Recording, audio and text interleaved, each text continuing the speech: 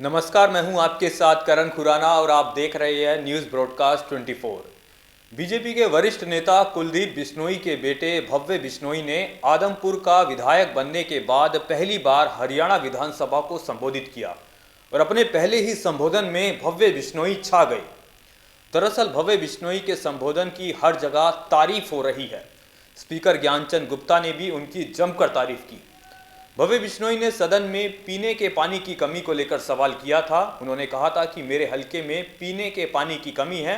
चंदन नगर में पीने के पानी की कमी और आदमपुर में दूषित पानी की समस्या बनी हुई है। इसके साथ ही कई अन्य मुद्दे भी भव्य बिश्नोई ने विधानसभा में उठाए, जिसका निकाय मंत्री कमल गुप्ता ने जवाब दिया। आप भी पूरा बयान सुनिए।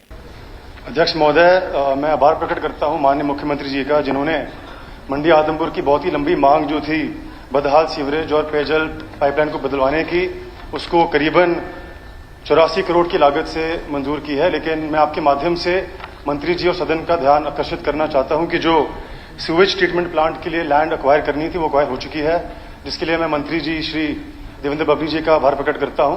सवाल मेरा ये है कि इन कामों का टेंडर फ्लोट कब होगा और कब तक कार्य शुरू हो जाएगा? धन्यवाद।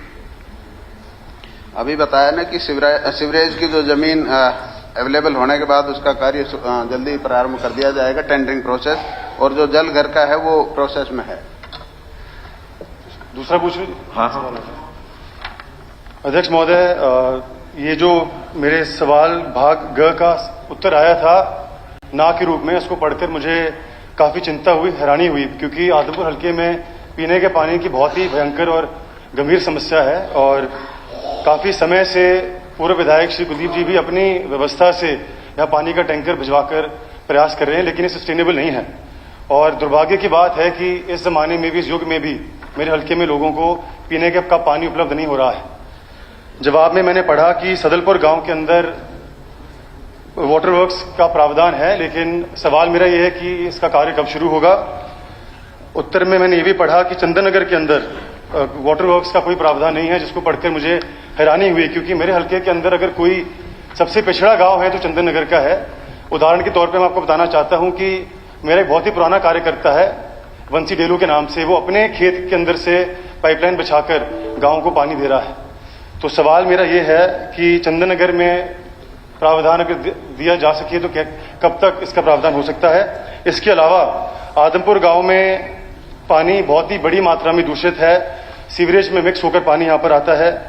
तो यहां पर सीवरेज के पानी की उचित निकासी और पीने के पानी की पाइपलाइन बदलवाने की आवश्यकता है। कावरेल गांव में सलेमगढ़ के वाटर वर्क से पाइपलाइन बिछाकर वहां पर पानी दिलवाने की आवश्यकता है। गांव असरावा चबरवाल भोड़िया में वाटर वर्क्स जर्जर हालत में, यहां पर मरम्मत की आवश्यकता है। और चंदननगर, झीड़ी, बीड़ बबरान, पीरावाली, डंडूर में नए वाटर वर्क्स लगाने की आवश्यकता है। डंडूर गांव में जीएलएफ ने 4 एकड़ जमीन उपलब्ध करवाई है, लेकिन उसकी फाइल काफी समय से पशुपालन और डेयरी विभाग चंडीगढ़ के पास पड़ी हुई, लेकिन कोई कार्रवाई नहीं हुई है।